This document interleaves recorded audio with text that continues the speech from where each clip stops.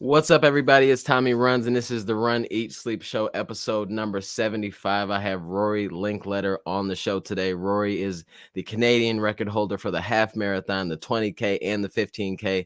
Those records still stand, and he is really pushing it. He's done so many races, it seems like, in the last 6 months, and he's been crushing it on an absolute tear. New business, new news. He's a new Puma athlete now, and he's on Howie management and all that good stuff. So he's really been crushing it, having a great year so far. I can't wait to see what he's has planned for this year. So please tune in, ask questions, all that stuff, because we want to make sure this interactive, but then also find out really what makes Rory tick and why he's had such an amazing last year of his career. So here, welcome to the show. Hello, Rory. How are you, bro? I'm good, Tommy. I appreciate you having me on, and I'm excited to, chat a little bit, get to know each other. I've just been watching, and I've been seeing you on YouTube, seems like left and right, and then just crushing workouts and stuff like that. So how are you feeling right now? I'm feeling pretty good. I've been in a like you mentioned in the intro, just kind of like a blitz of racing, which was always the plan coming into this spring, that I was going to race a lot, and now I'm at the tail end of that thick racing season, and I'm still loving it. I definitely have gone through the highs and lows of just the emotional requirements of racing so frequently. And I've got a big one this weekend, though, up in Ottawa for the Canadian Road 10K Champs, and this one is probably one of the ones that I'm the most excited for. So it's easy to keep that energy when you've circled one for a while.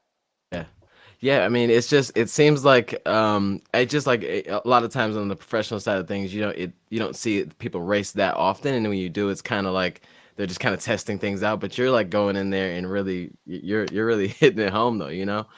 So what we'll get to why, because I mean you've had some changes in the last year or so with coaching and stuff like that. So, or maybe a little bit longer than that for coaching, but let's kind of talk a little bit about how you got started in running, and when was running a thing for you?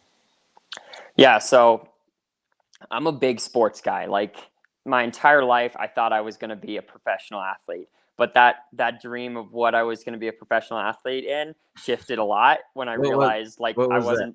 So yeah, I mean, I'm Canadian, and my first love was hockey. I come from a hockey family, but I moved to the U.S. when I was pretty young, and turns out you can't really develop as a hockey player as easily living in Salt Lake City, Utah, as you could maybe in Calgary, Alberta, where I'm from. Maybe. So, Yeah, okay, and I okay. really wasn't that gifted at it for some reason. So that dream died quickly. And then I entered the American sports world, where I was playing every ball sport you could imagine: baseball in the spring, football in the fall, and basketball in the winter, year round. I was just bouncing between those three. And I have still a huge love for basically all four of those major North American sports. And I got to grade 9, I guess, and was okay, I'm not going to make the football team because I weigh 90 pounds. I'm not going to make the basketball team because I'm 5 foot nothing. I hadn't hit my growth spurt. I was just well, I want to do something for the high school, and my buddy's going for this thing called cross country that I've never heard of.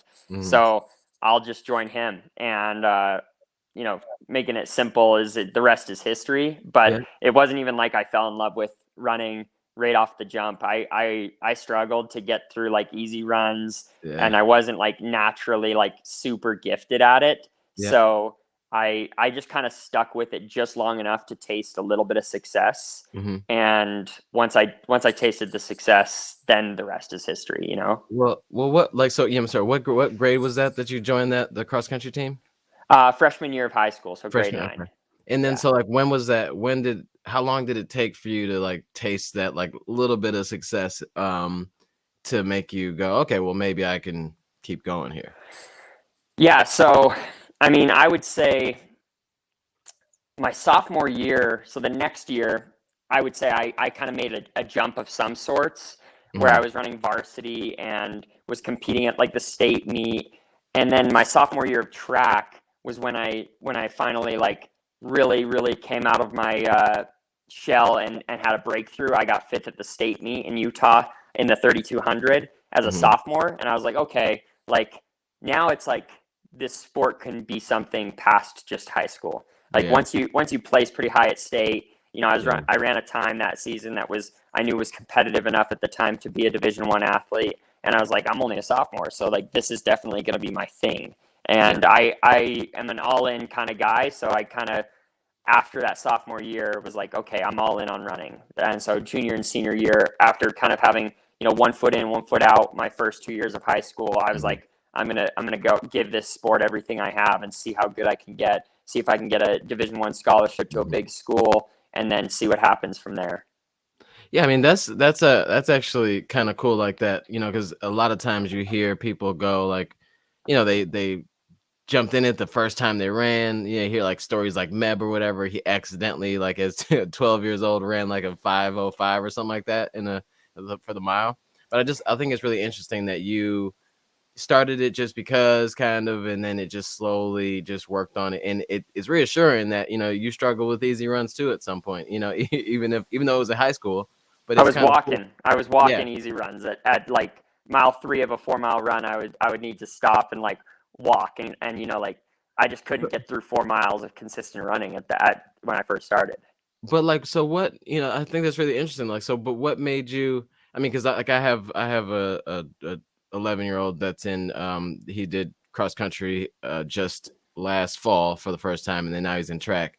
But what made you, like, keep, like, pushing? 'Cause you could just go like, "Oh, I'm just on the team," and just keep walking, keep whatever, but what made you decide in there somewhere that you were going to try to get better? Like, you know what I mean? Like, 'cause you coulda just stayed that, and everybody would've been okay with it.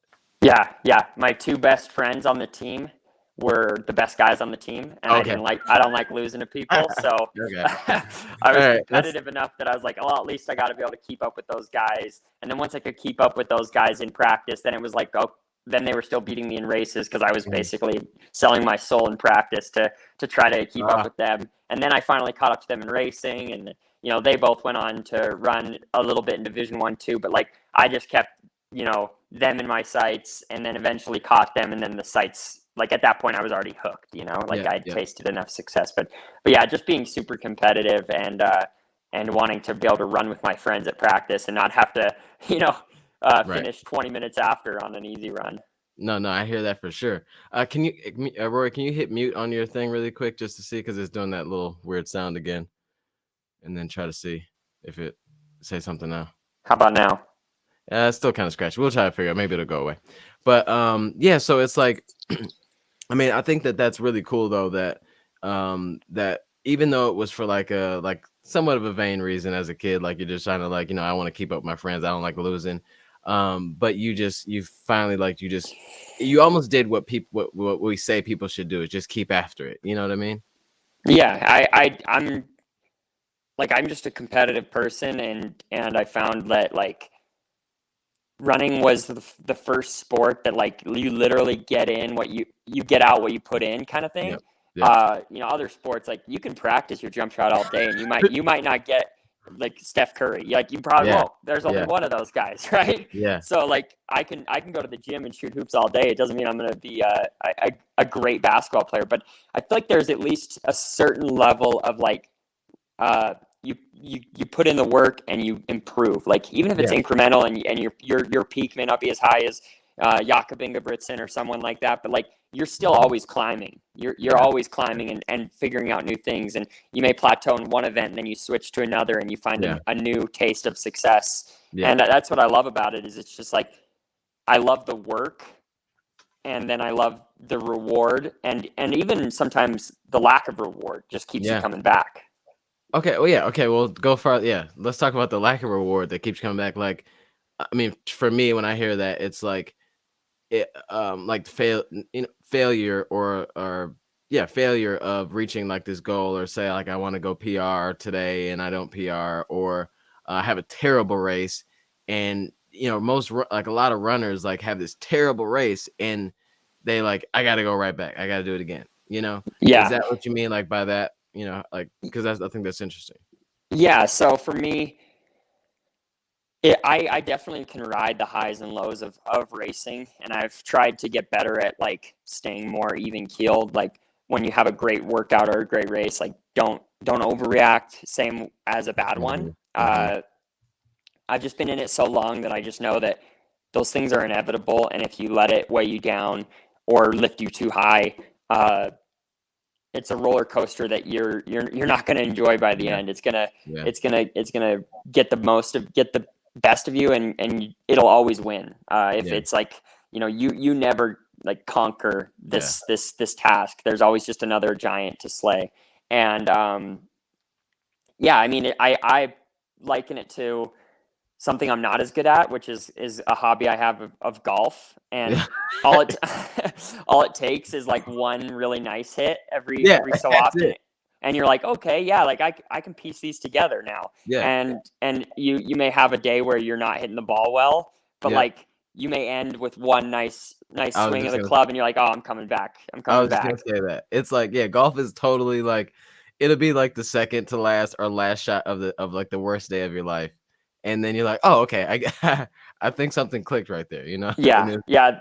I like to draw parallels from other sports, and it certainly is a lot like that in the fact that all you have to do is taste it. You just got to taste, like, keep coming back. If you can sense like, hey, there's more here, you'll keep coming back and keep taking swings at it. Des Linden keep showing up. Like, eventually everything's going to click. Yeah. And I really do like that about running, like where it's, it doesn't, like you said, you may not have like that succession or like success like Jakob Ingebrigtsen or whatever, but we all like, we all have like these little goals that we go after. And if you stay consistent and keep showing up, like you said, then, you reach those little small goals, and then you just kind of keep slowly getting better, or you make these big, huge jumps, so like when did speaking of huge jumps, like when did you tasted blood a little bit, right? And then what part of your journey did you feel like you took like this huge whole, like, oh my gosh, like what just happened? Like what happened here? Yeah, I think I can think of 2 times that I took a jump that felt massive at the time, at the moment, where I was like, oh, I'm in new waters here. Like, the game just changed for me. Yeah. And it was that sophomore year of high school when I realized, like, I'm no longer just competing to be like a varsity athlete in high school. I'm competing to go to the next level. And that happened, kind of in one race in some ways, at high school in the state meet. I got 5th, and I was like, I had already gotten some like whispers that like there was college coaches that were like, oh, we'd love to have this kid. Like, and I was like, oh, wow. So like I can get a scholarship to run at the next level. Then that kind of keeps you coming back, and you're like, okay, now I need to elevate. Like, I gotta think like a Division I athlete now. And then at BYU, where I ended up going for my undergrad and competing, I got there and got just absolutely destroyed by the talent on the team. Like, it's a great team, and it was when I got there, and it is now.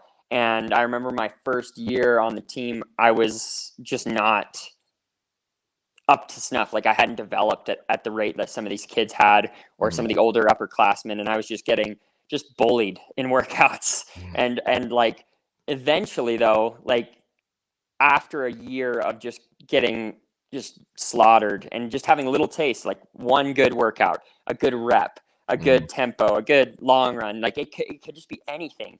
I would just be like, okay, like I can taste the progress. Yeah. But then it jumped again. I went from like, oh man, I hope I travel this year, to making it to NCAAs as a redshirt freshman. And I was like, whoa, like I made it to NCAAs. Like I could barely make the travel squad 6 months ago. So to go from somebody who was like just scratching and clawing to get opportunities to compete in uniform to somebody who's like, I'm trying to make All-American now. Like I'm trying to like be the top guy on our team now. And then it was like, well, if I could be the top guy at BYU, this is a program that churns out professional athletes every year. Maybe I can be a pro. And then the focus shifts to the next goal, which is, to end up being where I am today as a professional athlete, just continuing to do what I love and make it my job. Yeah, I think that's really cool because, at one point you were saying like, hey, this school turns out, professional athletes, professional runners, and maybe that's a thing for me. I think that we all, even on the amateur scale, we do that or can do that as well. Like, it's like, well, if I can do this, like if I can do this in the 5K, then maybe I could train differently and just do something different for the half marathon that Yeah. kicked my butt last time. I coach on the side as one of my side hustles. I All coach right. about 18 to 20 athletes, and they're varying, obviously, abilities. Yeah. And I see that as the most common like inquiry I get is like a client that comes to me and says, "Hey, like I trained for one marathon, I ran 3:05 or whatever it may be," Yeah. and he's like, "I think I can run the BQ," or Yeah. Yeah. from an even more extreme standpoint, someone will run like a 2:30 and they're like, I think I can make the jump to OTQ type. Yeah. And I just think like as soon as you can see the next goal in sight, Mm-hmm. that's like where like the magic comes with like your motivation, your I don't know, you once you can see it, you can kind of chase it, Yeah. Yeah. Exactly. Yeah. it's in your sights. That's how like I feel like I'm at with my right now. I'm at kind of like I can see it, but I can't reach it yet. I'm trying Mm-hmm. to become an Olympic level athlete, trying to break more national records, trying to crack into that top echelon of my profession, and I'm like coming really close, and I can taste it. Like I'm Mm-hmm. there, but like I still haven't made the leap, and I'm Yeah. hoping my next leap is coming. I feel like I'm due. It's just a matter of like showing up, and Yeah. that's kind of why I've been racing so much this year. Is like you got to take a lot of swings and get the mental practice and the Yeah. confidence from competing, stacking small successes upon small successes until you can make the big jump. And so, like, when whether it's running or just career or entrepreneurship or whatever it is, like when you take that like a jump or whatever, or you step into that next level of like just trying to think, not traveling for a team to then being at every meet, what there's these moments where like we kind of see the thing out there, right? Like you see the next goal, but then we sometimes can get discouraged because that moment of just that big jump makes us feel great, but then we still have to do a lot of work to get to that next thing where you are right now, as you're trying to like you're right at that edge. But there's a lot of time between that last time where you made this leap to now going after these things and hoping to crack that this year. How do you stay like motivated in that and not discouraged? Because we all want to have things happen a little faster. We want, that overnight, like, oh, I'm here now. Oh yes, 100%. And I'm patience is not a virtue that I'm very strong at. Like I would say running. Is that why you run long distance? Because Yeah, I mean, I feel like it's the only thing in this world that's taught me patience because yeah. obviously I still have I have a lot of goals in the Mm-hmm. sport that I'm not there yet, but at least Mm-hmm. like there's incremental improvements. Like there's at least like, oh man, I ran a personal best here, or oh, this was the furthest I've made it in a marathon on pace for my big goal. Like even like the longer stuff, like you can kind of taste it in practice. You can taste it, in a failed race. Like I look at I ran the marathon project in 2020, and Mm-hmm. I felt like I was in great shape, and I kind of have believed for a while that I could run like sub 210 on the right day. Mm-hmm. And I made it 30K, so just over 18 miles, right with that group on 209 pace. Yep. And even though I fell off and ran 212 that day, I could look at that and be like, man, you're Yeah. running 75% of the race where you want to be. Yeah. And you're not blowing up, imploding. You're kind of, just squeezing every little bit out of yourself and getting Mm-hmm. close. And there's something about like, okay, I made it 30K. I survived. The worst that can happen is you don't make it all the way. Right. Why wouldn't I next time I go up to the marathon, like believe like I can make it a little further. I can Mm-hmm. improve Mm-hmm. upon that. And even if I don't run the 209, maybe I make it 35K. Maybe I make it Right. 25 miles, and my last mile I lose a little bit, but like you can kind of just like hold out hope that you're constantly improving. And even if Mm-hmm. it's not showing itself in the greatest margins that you would like, Mm-hmm. you can kind of see like there's a path to it. As long as you can see the path, I feel like you can keep going. And as I think that, like, for the marathon project, I mean, obviously, I hear you say 2:12. I'm like, oh, oh, that's great, bro. But I know for you, I mean, you obviously went out there with something different in mind, and hope for a little better. But uh, when you ran the 2:12, how was it immediate for you to say like, cool, 75%, or did it take some time away from it, like a week later or so, or days later? For you to, because it takes a while for us to like accept certain things and then look for the good. But was that quick for you to say like, hey, this is great, or did it take a while? I wouldn't say I said, "Hey, this is great" right away. I would Hmm. say like I've gotten good because I've handled a lot of disappointment in the sport as Hmm. well Yeah. to like not be mad about okay days. Like Yeah. if you don't enjoy like the small things like that go well, like hey, like I ran the fastest I've ever run through 80%, 75% of the race, and I Hmm. felt pretty good, and I didn't blow up, I didn't fall apart, like I made it to the finish line competing all the way to the end. Yeah. I feel like if you've tasted enough defeat that like those minor small victories can be like a little bit easier to you know Mm. swallow, I guess, in Yeah. those Yeah. moments. And I feel like I've always been able to quickly be like, okay, what did I do well? And maybe that's because I've had enough failures to know that like you got to take everything with a grain of salt and Yeah. take the positives out of every moment. If you only dwell on like if you only live for the highest of highs and Hmm. you're not going to be satisfied. You're not going to keep coming back because it's just not They're just like not. at a Yeah. certain level it's just too hard. You need everything to kind of line up. Yeah, and you're a coach too, so it's like when you're on the amateur, like when you first starting off with this, or like say you've been running for a while and you just start getting more serious and doing training, PRs kind of come like right, back Yeah, to back. they're And you're just kind of rolling in until you get to a point where it's like you kind of plateau a little bit, and I think that that's where we get so used to like PRs and going after it and having a great time or whatever, to a plateau which feels like I'm going backwards. I'm no good at this. So like, how do you suggest that people that you coach and that when they go through those moments of like kind of like slowing down that progress, what would be your advice for somebody like that? yeah, celebrate the small stuff. Hmm.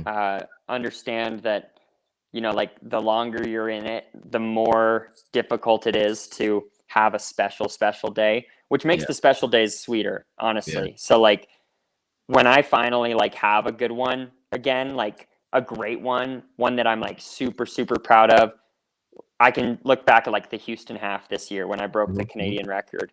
Like I remember crossing the line or seeing the clock with like 100 meters to go and knowing that I had just broken the record and that I had like done something that I had set out to do for a couple of years. And I just crossed the line and I was almost in tears. Like it's just like elated with just like finally like I got to taste like that feeling again. Like it's Hmm. like a fleeting high that you're chasing all the time, and Yeah. and you just got to kind of know like I'm gonna miss it like every now and then, but when you taste it again, like the longer you go without it, the sweeter it tastes. Yeah. Yeah. Is kind of what I would tell people is like, hey, you got to enjoy the process. You got Yeah. to like not only enjoy when it goes really well, but also enjoy like the day in day out. If you just Hmm. love training and you love running and you love competing and you can kind of enjoy the little things Yeah. outside of the end result, then I think Yeah. it makes it easier to kind of keep chugging along. Yeah. But if you only can enjoy success as defined by like I Yeah. set out a goal and I hit it, then like I wouldn't I don't think I'd still be running because that at this point in my career, I would say like it's less often than I because I have big goals. Like Hmm. every time I step to a race, I'm like I'm trying to either win this thing or Yeah. set a Yeah. personal best, and like to be the best I've ever been requires like pretty good circumstances Right. Right. because I've had so many bites at the apple, so many Right. cracks that I just feel like I'm setting myself up to fail if that's the only measure of success is improvement. Yeah, no, I hear like I love that, and just one of the big things is like just finding those little things to hold on to, because that's when we get a lot of those. We just don't we overlook them often, because it's not perfect. And I like, and so you said something a little bit ago too about like not getting too high or too low. And specifically to talk about like training from a training standpoint, because people are always looking for that one workout that'll let them know that they're ready for the marathon or they're ready for the half and they can do it, or they crush a workout and it's just like the biggest thing in the world, which is great. But then we also beat ourselves up a lot when we can't finish a workout for whatever reason. And for us, we're amateurs, like, so we really shouldn't be so worked up about it, but we are. So how do you, as a professional athlete, and you said you kind of gotten better at this, how did you, what what did you use? What tools did you use to get better at like just trying to be as even keeled throughout training as possible? Yeah, so this is, I would say it's almost harder for me to accept a failed training session than a race, because I actually, like, for some reason, have been so consistent throughout my career at hitting workouts, like, Mm, and that's been a huge adjustment to me working with Ryan, my new coach, Ryan Hall, is mhm. that he prescribes things and I fail regularly. Like, I'll see it on paper and I'll be like, okay, like, I think I can do that. That sounds pretty hard. Uh, we'll see. And he's just helped me. He's helped me so much this year because I've felt failure in practice more than I had in the last 10 Oh, years, just in the last 6 months. But it's not like he's just running me into the ground. It's just like he's asking me to take logical steps forward. And mm, he's he's good at, like, in those moments telling me like, hey, that was still a great workout even though you didn't hit what we set out to hit. Like, I put those parameters out there knowing that mm. there was a chance you wouldn't hit it, and you did a great job at rolling with those punches Yeah. and sticking to the purpose of the workout, and not, out, like, I could go race it and I could go, you know squeeze every ounce of myself out of it and try to be Right. like a workout hero, but I know from my experience in the sport that that's not going to happen. So that, and if I do that, like, I'm going to hurt myself more than help myself. Right. And so, like, in workouts, I feel like I've gotten pretty good at, uh, like, because I'm super consistent. But like last week, I had a session that, first of all, I read it on paper. I was like, that's impossible. Like And this then doesn't happen. I went and tried it, and I started out too hot because I was like, my intensity was too high to enter because I knew it was going to take a lot out of myself. And then, I didn't hit it. Like, I just Yeah. flat out, like, from the gun, like, it didn't go well. Yeah. And I was like a little mad at myself after that, and kind of like questioning, like, oh, am I at the end of my season? Like, am I no longer like progressing forward in fitness Wow. in this Yeah. block? Like, those are the thoughts that come to your mind. It's like, oh, did I overdo it? Like, am I finally, like, have I Is have I this bit it? off more than I could chew? Yeah. And then you step back and you're like, okay, like, let's just focus on recovery. Like, Yeah. that hard work I've done all season isn't gone just because I had a session that my body didn't feel great in. Right. And then you can, like, take a macro view and be like, well, look at this. Yeah. Like, what's the context? Like, how did I fail in this workout? Why did I fail in this workout? Right. And then if you can, like, look at it like as if you were advising someone else who had just had a bad workout, instead of like being your own worst Yeah. critic, Yeah. Yeah. I find that can help a ton, because, like, when I coach other people, I'm like almost always able to pick out, like, oh, you at least, like, you got something Mm, positive out of this. And right. I'm a positive guy, but like when I'm talking to myself, I tend to be a little bit more critical. Mm-hmm. And I think, like, it's very unhealthy to, like, those lows in training and in racing. Like, if you were just a critic of yourself, you'd destroy yourself. You'd lose all confidence. But if you can, like, be like, okay, well, what did I do well? And I actually had a sports psych at BYU named Craig Manning that used to have this law of positivity, law of attraction type thing, where it was like you had to say three things positive for every Mm. one thing negative. So, like, if Mm. you were mad at your race, you had to be like, okay, this is what I did bad, but three things I did well. And Yeah. Yeah. sometimes that's really hard to find. Like, on a Yeah. really bad day, you're Yeah. like, Yeah. It's like I did my you're like warm up, but like, you're like I'm alive. yeah, yeah. So I try to live by that. Like, find more positives than Yeah. negatives. Kind of keep the energy where you need to be, and just stay with it, because it's brutal, man. It's like, I it's tough. actually heard so I forgot where I heard it, but someone said if you like self-talk, negative self-talk, if you number one, think about this, what you would say to someone else if they're in that same situation, like you said. But if you use your own name to, like, while you're talking to yourself, there's chances are you'll treat yourself a little closer towards like how you would say, like, if I were to give you advice. You know what I'm saying? Yeah. So I've tried to use that every now and then, but when I'm like in a really bad mood, then I'm just like, Tommy, you suck. It gets Yeah. pretty bad. Yeah. But I know anything to like help you in that direction. there's people that thrive on that too. Like Yeah. I've had training partners and teammates that I know when they're mean to themselves, they're actually their best version of themselves. And I don't get that. Like that's Yeah. not me. Like Yeah. I thrive on positivity and Yep. like momentum. But like Mhm. I can think of 3 people off the top of my head that I know for a fact like curse themselves under their breaths in the middle of workouts and then crush. And Yeah. they like they'll be on the start line of a race and they'll be like calling themselves, like out, Yeah. Sorry. I could say some expletives here, but I won't. Yeah. I mean, it's on YouTube. We're good. I'm gonna Yeah, click the not for kids button. yeah, Anyway. yeah. I'm just saying, like I've heard Tyler Day in workouts like call himself a bitch, like on the start line of a Yeah. rep, and I'm like, Let's go. and then he'll go crush, and it's like I'm like, okay, like that's how he operates, and it's like if you meet Tyler, he's like a ray of sunshine, but like on the start line of a Yeah. race, I think he's just cursing his own name under his breath to Yeah. get the most out of himself. It's kind of a cool concept. Whereas like I'm like I can come off as intense, but like I have to be positive with myself. Yeah. I have to be. Yeah. I have to always like try to like keep myself optimistic. I mean, I feel like positivity, like in the half and the full marathon, is like very essential. Like, I don't know if you could be mean to yourself at like mile 23. Like I think you gotta. I think you gotta reach for as many positive things as possible at mile 23 because it can For get sure. bad. For sure. I tend to be someone also who like builds momentum even within a race too.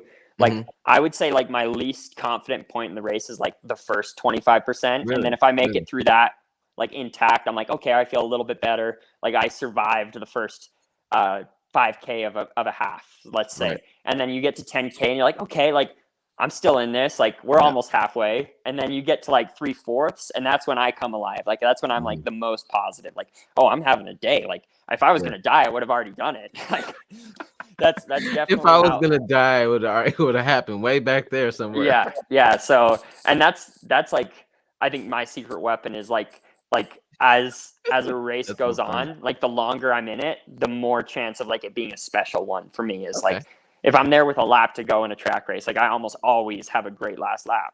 And if I'm there with a mile to go in a road race, I almost always have a great last mile. So it's Yeah. like I can kind of break up the race into sections and be like, okay, just survive to the next checkpoint and hope you build confidence Yeah. that way. Yeah. And that's how I recommend everybody splits up like longer races is by checkpoints and just kind of like Mhm. break it down. Because if you look at it as like 26.2 miles and you're 5 miles in, you're going to be like, it's going to be daunting to get to It's the. yeah. Yeah. So if Then you you're like, just, then you're trying to do math. Like, how many more 5Ks are left? yeah, it's brutal. So my last marathon I ran was CIM, and I Mhm. really just ran one 5K at a time. That's how I broke it. Is Mhm. it's like, okay, run this 5K, run this 5K, run this 5K.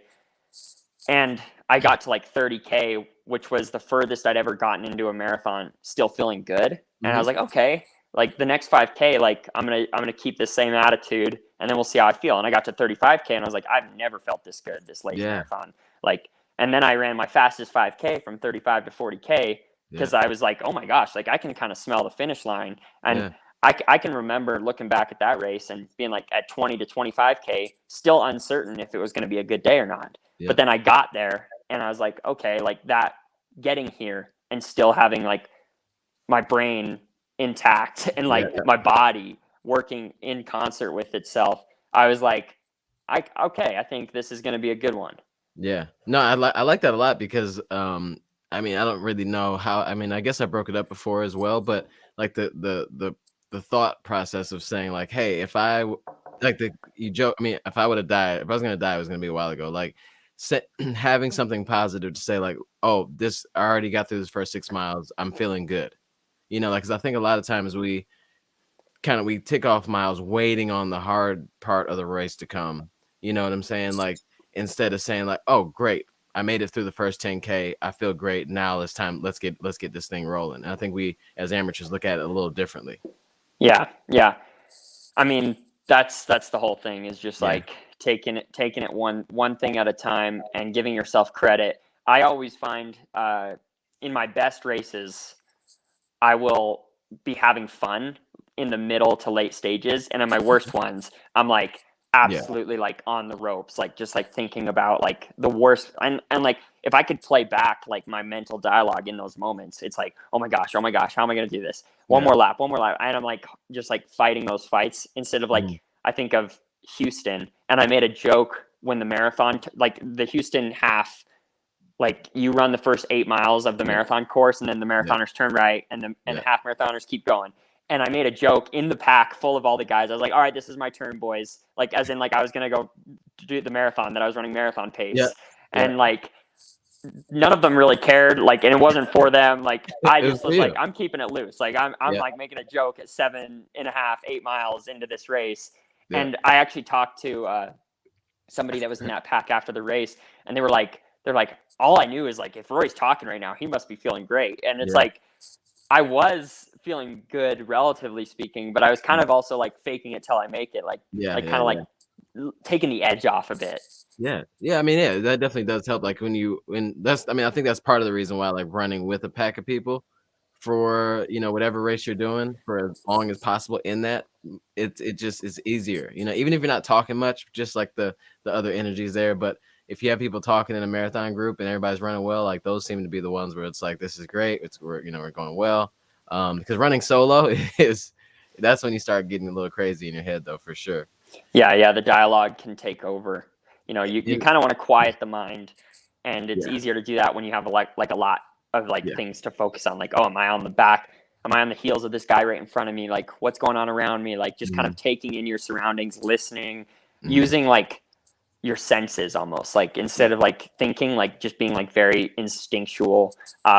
One of the tactics I've learned through like one of my sports psychologists I had over the years was when you're really hurting, go Mhm. to one of your senses and Oh, take yeah. take yourself out of your brain, kind of thing. So if you're like really dialed in, like at an intense moment in a race, like be like, what do I hear right now? And like Mhm. listen, like really Mhm. listen, or like what do I smell right now? That might not always be good, depending on Yeah. if you're But I mean, at sometimes. least it'll do the trick though. You Yeah, were on Kafuzi's show, and yeah, he does that. Like he'll say like, "What am I smelling right now?" And then he'll talk in like on his show he'll talk about like, so yeah, at one point I was smelling French fries, like yeah, so that's yeah. like so do you still do that now? I'm really good at listening. I've never been able to like smell things while I'm running, Yeah. but like I love listening to like the fans or like Mm. a coach. Like if a coach is on the track coaching me, I listen every lap. Like Yeah. if I'm on the track, like I could do a 25 lap race and recount the 25 times I ran by Coach Eystone back in college, and he Mhm. was giving me instruction. And Mhm. my favorite moment of my entire collegiate career was actually I was runner up in the 10K, and with 500 meters to go, so on the I think it's called the Bowerman Straight or whatever, the last 100 of Eugene, I Mhm. was I was about to go into the bell lap, and Coach Eystone yelled, "Be great, Rory, be great!" And Yeah. I just remember hearing that, and like it like totally turned on this like monstrous kick. I've never had anything like it, but it was Yeah. just like me listening for him and hearing his feedback, and then it like flipped a switch. Like Yeah. I was probably at that point like hurting pretty bad because I was such a late stage of a 10K, and it like just took me out of my head and into the moment. It like Mhm. brought me into this flow state, and I just kind of like switched gears, That's and awesome. I was in ninth place with 500 to go, and I got second. And I was just like, that was the coolest moment of my career. Like, I don't know if I'll ever have a moment where like I felt like I almost had like a flip switch due to like hearing Oh, someone's yeah, yeah. feedback. Yeah. Like it was really cool, and like I'll tell that story to the end of time.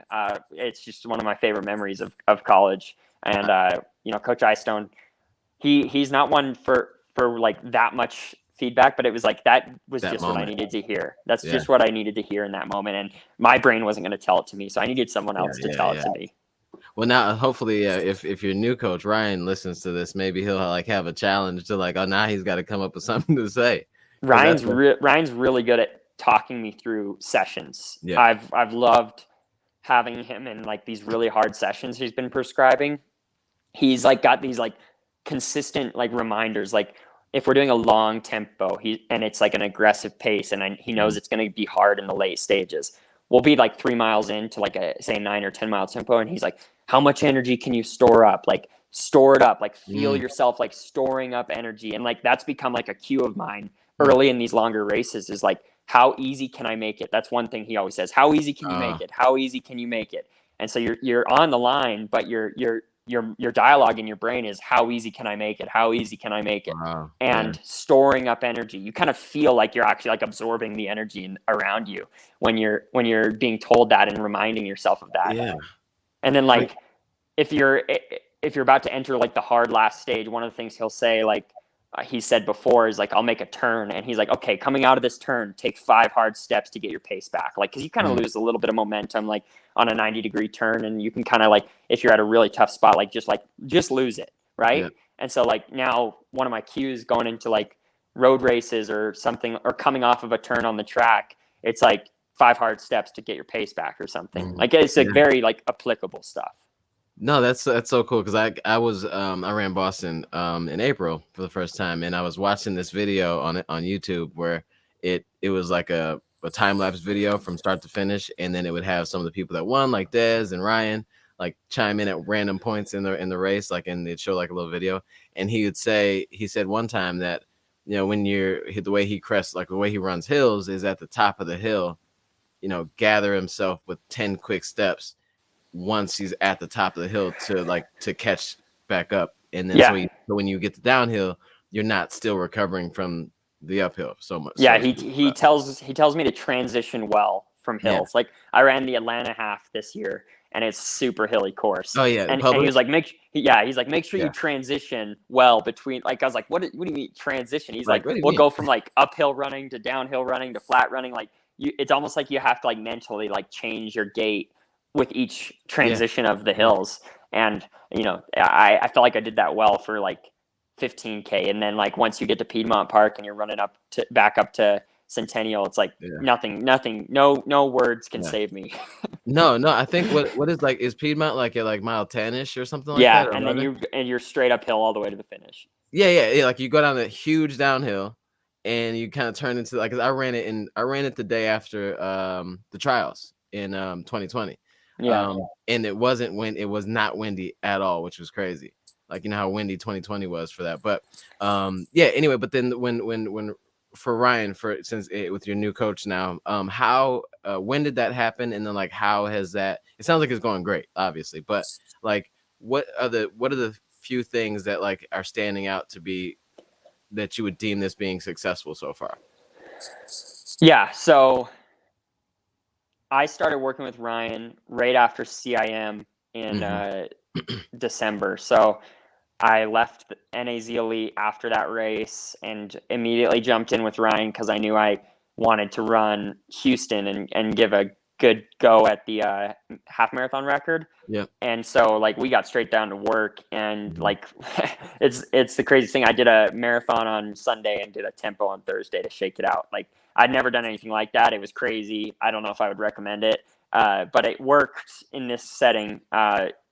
And I've been okay doing it now. And you know, you see how Sarah races, so it's like clearly like Ryan is fine with, you know, pushing the envelope on recovery and seeing how the body feels and responding. But yeah, so I started working with him in December. So now we're like just past 6 months of work together. And I went into this, the first thing I told him was like, hey man, I'm going to race a lot this spring.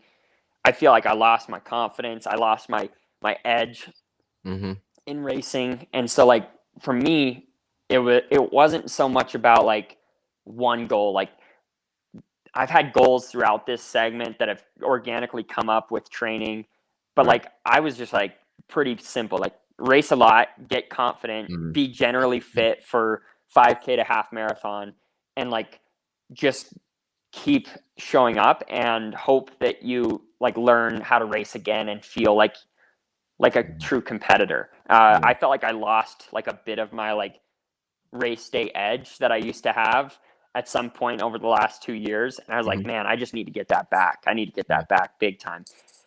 And obviously starting with Houston, like you run one of the best races of your life, probably the best race of my life. Yeah. That's a good way to turn the corner really quickly. Yeah. But then like that was just like so early in our work together that I was like, wow, like I'm still kind of like learning from him, and he seems to think like there's a lot more that we're and to hear it from Ryan that he thinks that I have another level to go after having a Mhm. breakthrough in one way. I was just like, he motivated me to kind of keep like dreaming bigger and Mhm. thinking bigger and like viewing myself not as, even though I just run a 61 flat, he like was immediately like, you need to immediately start viewing yourself as a 60-minute guy. Like Yeah. already like view yourself as that and Mhm. go into these races with that edge. Don't like look at your competition and be like, oh, like what's he run? I've run this. He's like, Mhm. view yourself as that next level that you're already Yeah. trying to get to. Yeah. And he's always said the right thing to me throughout this process. I've ran a lot of races. I've kind of unfairly given him like difficult tasks to get me ready because I keep telling Yeah. him like, hey, I want to do this, hey, I want to do that, and he certainly hasn't told me no to anything. Like I ran Houston, I was like, hey man, like I just watched Milrose games, I really want to run a track race, Yeah, and like you're like inspired by TV just like us. yeah, I was just like, throw me in a 3K, and he's like, oh well, okay, I can't promise it's gonna go well. Like we haven't done anything for this, Yeah. and so he's like, we did like a 2-week track specific block. I ran a mile in the dome up here at 7,000 feet. That went surprisingly well, gave me a little bit of confidence, and then Yeah. I went and ran a 5-second personal best in the 3K the next week in Louisville, Kentucky, and That's I was just like, crazy. whoa, like at that point, like I had only run 3 races under Ryan Yeah. and they had all gone like surprisingly well. And I just started to believe like this guy has cracked a code for me. Yeah. And like then I had this huge buy-in. I was like, whatever he says, like Mhm. it was almost like I will follow you blindly. Like Yeah. like he got my trust so quickly. And not to say like previous coaches haven't had my trust because I'm good at buying in, but like I almost like believed in him more than I believed in myself. And like if he told me I could do something, like I would just believe it. Mhm. And it's been a really powerful thing, and I feel like my confidence has been at an all-time high this year, and I've been consistent in racing, which to me was the whole goal, was to get my confidence back, Yeah, get some right. consistency back, and I'm trying my hardest to just like take it in stride. Like it hasn't been like home run after home run, but it's been base hit after base hit, which Mhm. was the goal all along, was just to kind of get some consistency and get some Yeah. confidence so that when I step up to another big stage again, maybe this fall, I'm 100% ready for it. And Yeah. I've kind of rewritten the wiring in my brain to like the point where I can take a big swing and be super confident. Yeah. Well, yeah, I mean, that's super dope that like that just the switch and the way that he coaches or the way that he talks, and I mean it doesn't it doesn't hurt that is Ryan Hall either. So it's like, Yeah, I all right, mean, well, I'm a fan of the guy. I'll give you 6 months, Yeah. whatever. But like I think that's really cool though, and it also kind of speaks to like the importance sometimes of having a coach, even as an amateur runner, or someone to kind of like see you from an objective stance, because a lot of times what we go through is very, we can talk ourselves down, or the confidence can get a little low, but just hearing someone else say like, no, you did great in that workout, like even though you didn't whatever, you did well, and I think that's Yeah. really cool to hear that. Yeah, I would add, like, this just came to me, like we were talking earlier about how you would advise someone else. Hmm. One of the cool things about working with Ryan is he admits that he sees like a little bit of the same wiring that he had as an athlete in me, like the like intense passion towards the sport, like Hmm. very like I don't know, like dreamer, go getter, like Yeah. grinder, like I don't know, like I could use some cliches, but like he's he learned from his experience and he can actually advise it. Like, how would I Totally. advise this if this was me, right? Like, Yeah. and he made those mistakes and he'll admit he's made those mistakes and he's learned from them. I think in some ways he might end up being a better coach than he was an athlete because of how Wow. many mistakes he made as an athlete that he'd admit that he's changed his view on a lot of things. And like we've seen that. Sorry, my dog's barking. We've seen that clearly with how Sarah's performing after working with Ryan for this long now, and like it seems like in her late 30s she's blossoming into like one of the best to ever do it, and consistently like taking the next logical step. And to me, that's inspiring because I'm 25 years old, and I'm like, if I can play the long game here, that'll keep me in the game. Like just knowing that he's already guided somebody to like long-term progression now. Yeah, and it's cool because like I mean she races often too. So I mean it's not like she's holding back for like one race or two races a year. I mean she's kind of getting out there mixing it up. So like it definitely shows that there's definitely some longevity in the way that he's doing stuff or kind of coaching. So that's definitely a good sign at 25.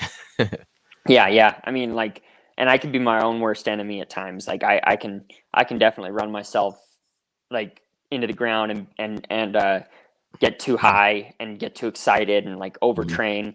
And like he's got a good balance. Like he's changed the way I kind of approach my easy days, and like there's just been a lot of like small tweaks that have gone a long way with me this year, and like being able to like consistently get the most out of myself on race day. And I've got a few more races planned this season, and I just kind of am like, can I carry this momentum through the rest of the season?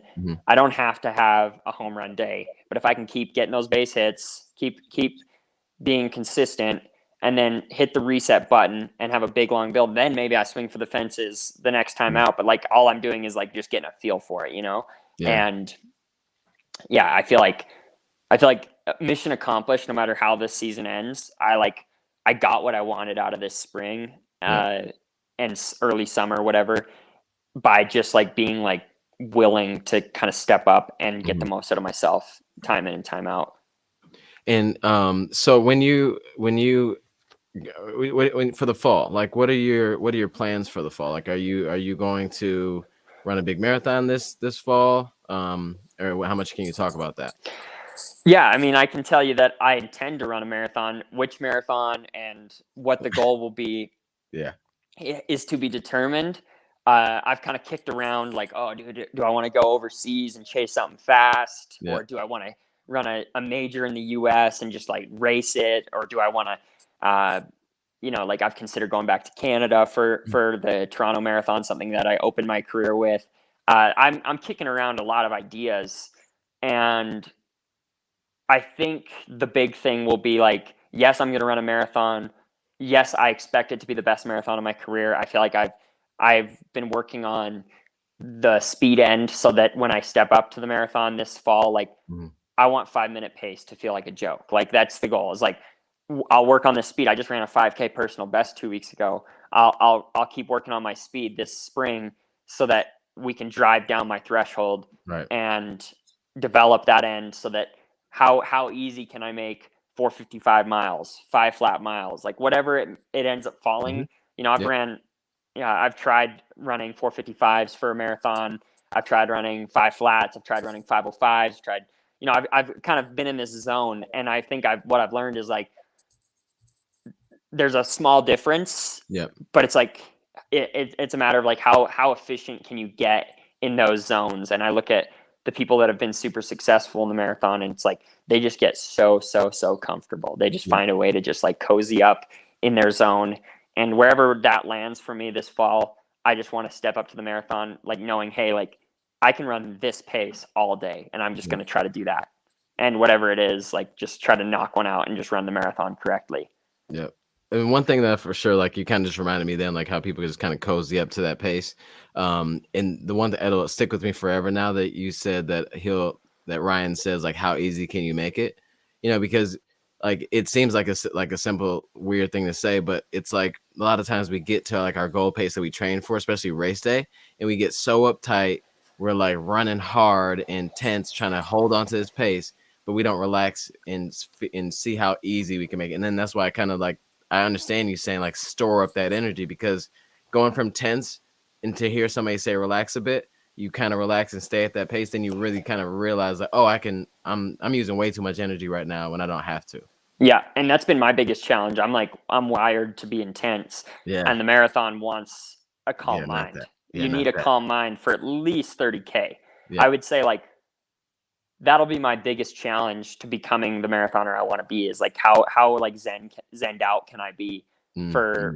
for an hour and 45 minutes before like the real racing begins. Mm-hmm. And it's going to be a process. Like if I know that that's my weakness and that's what I need to work on, and then I can like at least like be objective with it and like take little practices at that, like just kind of get good at turning off the brain and Yeah. working on those verbal cues, those mental cues, so that on race day, like I don't forget like what I'm supposed to be doing out there. I think sometimes we know what we're supposed to work on, and then like we expect to just go into race day and just like remember it. But Right. if you don't practice those cues throughout the process, throughout like every session, it's not going to happen on race day. You're not going to like Right. become this version of yourself that you want to be. Like you have to fake it till you make it, and practice, practice, practice, practice. Right. Practice doesn't make perfect. Practice makes permanent. So like whatever you practice is what you'll become. Yep. So I just have to kind of really dial in those skills that I know I'm going to need in a marathon. And so that's why I didn't run one this spring, because I knew I had to practice for a long Yeah. time before I step back up to one. Well, I'm excited. I'm really excited to see what that looks like for you, and how, and we'll definitely all be watching for sure. And we kind of share. Well, you probably known him longer than I have, but Howie, from Howie Management. So he actually was the one that, obviously your agent and all that. So I'd love to know like how has his role in Howie Management played in you coming along in your journey so far. I mean, it's been vital. I believe like just being in this professional world for 3 years now, I've seen people with not great agents, people with great agents, and the difference it can make is huge. Like Yeah. I was in the middle of a contract with Hoka when I told him like I want to change everything I'm doing. Mm. And like from a professional standpoint, that seems like a Right. mistake, right? Yeah. But Yeah. like Howie doesn't view things from a professional standpoint all the time. Yeah. He understands that it's a person first, like Yeah. it's Yeah. personal before it's professional. And he cares about me as a person. He cares about all of his athletes as a person. And him being able to kind of like trust me when I tell him like I need to make a change, and like encourage me and support me and believe in me and keep giving me reason to believe that like even though I made a leap, that like it's going to pay off. And he Mm. was very vital in like obviously landing this Puma deal that I'm really excited about. And yeah, it's just like he's just been a great friend, honestly. Yeah. Like, and that's like what I valued about him when I was looking into agents coming out of the NCAA. Like I called, I think 3 or 4 guys, and I had conversations with all of them on the phone. And basically I left my conversation with Howie being like, that was the guy that like I felt like I connected with the most as a person. Hmm. And I believe he'll care about me as a person long beyond what I accomplish Performance. Yeah. in as a performer and as an athlete. And that stuck with me more than anything. And that's kind of like what I want out of, a coach, training partners, just surrounding yourself with people that care about you as a person, I think is the best recipe for success. So he's been a big part of that. Yeah, Howie is the man for sure, and you just hear nothing but good things about him. He has a lot of athletes too, but they all say the same thing, that like he cares about them. So he's definitely doing the right thing for sure. Um, I could text him right now and be like, I need to talk to you, and he'd find time, even though he's yeah, one of the busiest guys I know. So yeah. I mean that means a lot though too, because I mean, especially we all know how busy the guy is. So for him to just get back to everybody so quickly, it means he really cares, and he's in the right side of the business for sure. So speaking of the Puma deal, congratulations. Big thank you. news, obviously. And like, what are you looking forward to most? I mean, because I know you were unsigned for a little bit there. So you kind of had some fun, kind of played around with some shoes and tried out different things. But what are you most excited about with this new deal with Puma? I mean, most excited is like a company believes in me, and Hmm. it's hard. It's hard to get a deal in this world. Like, there's a lot of really good athletes Hmm. that deserve deals that don't have them. Hmm. So first off, like just gratitude towards Howie for working so hard to get me a deal, and for Puma for believing in me enough to give me a deal. That's the first and foremost, is just like, wow, I'm so grateful that I'm in this position now. Like, because there was some uncertainty that this would ever happen for me again. Like, there's no guarantees when I left Hoka that I was going to have another deal ever in my career. Like, there was a chance that I was just like, that was it. I left that part of me behind. And then also, like, I mentioned earlier in the podcast, like how much I just love sports and like the sport world, and like Puma's a major sports company. They're not just a running company. They're the fourth largest sports company in the world, I believe. I think I looked that up somewhere, but I mean, they're a big company, and like I'm proud to be associated with a company like that. Like they're doing things right, and I believe like they entered this running sphere in the endurance side. Like obviously they've been with Bolt, they've been with the Gross, they've been with a lot of sprinters for a long time, but like they kind of put their foot in the endurance world for the first time again with like Molly and this Puma group that they have out in North Carolina, and some foreign athletes that are running pretty well. So I'm just honored to be one of the many that they're starting to invest in their like I guess infancy in the endurance world at this point. So I'm hoping I can be like somebody who legitimizes the product that they're making and does well for their branding in our side of the sport, the endurance side, and makes them a real player at World Marathon Majors, at Olympic Games. They've already got an Olympic medal, so I'd have to be top 2 to level up on that stage. But come on, man. I mean, it's just really fun to just be a part of a huge company, but also be a part of a beginning in some ways. So it's pretty cool. Yeah, it's definitely like just watching what they've done from a footwear standpoint in the running shoe game, just in the last seems like a year and a half. It just seems like they've made such great strides. In that arena, like with the Fast R, like it looks like something that like you could run on the moon with, but they're definitely taking some chances and changing up the look of some things. So it's really exciting to see what they're doing, and they're actually making some really great shoes too. Yeah, and they're doing a good enough job that like they're taking the cutting edge of performance and innovation with like the Fast R. And I don't know what the name is off the top of my head, but they've made that like new 5K, 10K I saw mile that. racing flat that I haven't insane. seen yet in person, but it looks crazy, right? And like they're thinking outside the box. Like they're not copying and pasting, but they're being innovative, but they're also taking like steps logically as well. Like the nitro foam is like, and I've been in the testing part of all this I guess running world, shoe tech and all that stuff for the last bit, and foam is everything. And this nitro foam, it checks the box. It's soft, it's bouncy, it's responsive. It does what you need it to. And I just am excited that like I'll know I step to the line and footwear will be not on my mind, but it'll just be competing. Yep. This is the shoe for me. Yeah, like that's a big deal too. Like for everybody listening, like you gotta believe in the shoe for sure. I mean, just not because the shoe will do everything for you, but you just you can't doubt it anyway. You can't be at mile 25 or 20. Like I think I should have picked the other shoe. So it is dope to like for you to be signed to someone that's like that has the shoe that you think that is going to get you there. Yep. Yeah, it's almost like a necessity these days. Like you can't go without it. Like you have to consider that, because if as soon as you step into a world where that's not something you're confident in, you're kind of exposing yourself in some ways. Yeah.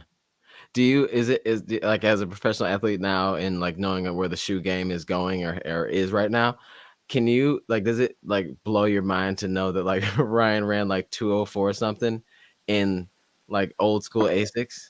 Yeah, but it also is encouraging, because it's like I can look at that and be like, oh, what would he have done in super shoes? Or I can look at it and be like, maybe like there's a little bit of hype behind super shoes too. Yeah. Like, because I think 204 would be incredible today. Do I think he could run a little faster in super shoes? Yes, I think Like it's just logical. Like we On know that that day, yeah. we know that they help, right? Yeah, yeah, yeah.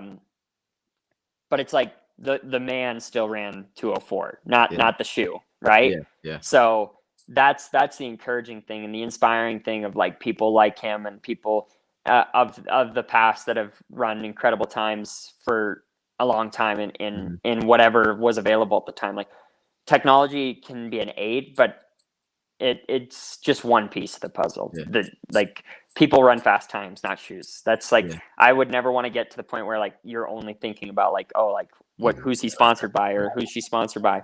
Yeah, Like these let's keep the focus on the athletes and I think we're arriving at a point where there's at least enough parity in the shoe mhm. world that like signing with a company isn't like Uh, losing a race by right, signing with a right, company.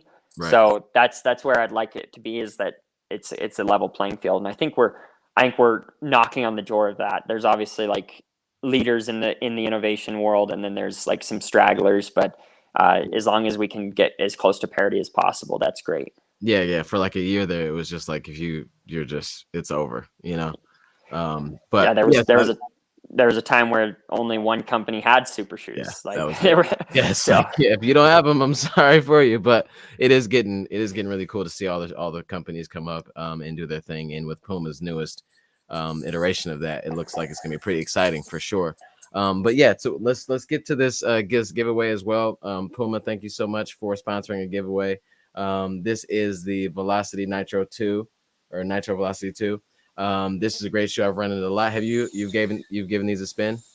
yep, I have that exact colorway and all. So I've been putting. I think that's my favorite easy run shoe, like recovery day shoe. It's Yeah. like a perfect mix of like it's pretty light still, but it's got a really soft step in feel, which to Yeah. me is very important. Like I like to feel like I'm almost like stepping into something that makes me feel like, ooh, this is comfy. Like Yeah. I'm like not taking myself too seriously. Like I'll save the aggressive like feeling for workouts and races. And it's super versatile too, though. Like, I mean, it's not like you could easy run, long run, fast, do some tempo in there too. So these are really good shoes. For sure. And that I think Puma's done a good job like putting the nitro foam in many of their Yeah. shoes. Like they all have that kind of responsiveness of a super Yep. shoe without being a super shoe. Exactly. Exactly. So we're gonna give these away. I'm gonna have you pick a number, right? Pick a number, and then the person whose number you guess, then that person wins a pair of shoes. Number So we're gonna between what? 1 through 34. Okay, Yeah. 13. I already know. Okay. Oh, okay. Lucky, lucky number 13 he picks. Hold on. Zane Johnson. Zane Johnson won, or Zan Johnson won. I will hook up with Zan. Yeah, Congratulations. congratulations. This is a really great shoe. But yeah, man, I just want to, number one, say thank you so much for your time. And watching how your career has seemed like it's just taken this big leap in the last 6 months or so is just really cool to watch. He's actually here on the That's great. Congratulations, man. Yeah, Awesome. so yeah, and just I really appreciate that, and just keep grinding, keep sharing, because a lot of the videos that you make and the ones that are out there on YouTube are really inspiring to watch you go out there and grind it out. And you have one of the best coaches with the camera. He jumps on the bike and gets really good angles and all that stuff. So keep posting, keep sharing. You're inspiring us, and we cannot wait to see what you do in the fall. Thank you. Thank you. I appreciate it. All right, thanks, man. So, and everybody, make sure that you go follow Rory. He's doing great stuff. Follow him on Instagram, and I think you have a YouTube page too, as well, right? Yeah, I haven't been posting on it very often, so I would recommend Instagram, Twitter, and Strava. Those are my big All three right. that I put the most mileage in, pun Yeah, intended, I yeah, guess. So pun intended all the way for sure. So yeah, yeah, Instagram, Twitter, and Strava. I feel like your Twitter's probably hilarious. So make sure you go do that. Thank you so much, guys. If you're listening, please make sure that you run, eat, sleep, and repeat. Thanks, guys.